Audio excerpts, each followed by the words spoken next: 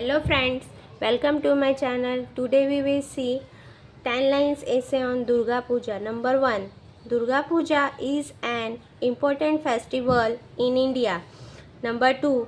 It is dedicated to the goddess Durga, who symbolizes strength and power. Number 3.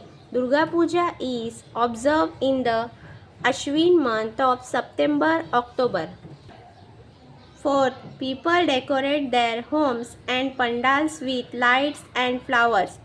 Fifth, they offer prayers to the goddess and perform arti and bhajans.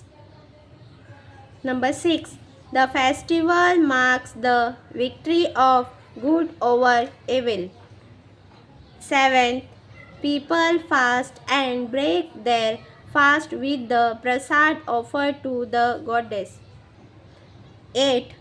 The idols of the goddess are immersed in water on the final day of the festival. 9th, this 9-day long festival is celebrated as Navratri and is quite famous in West Bengal.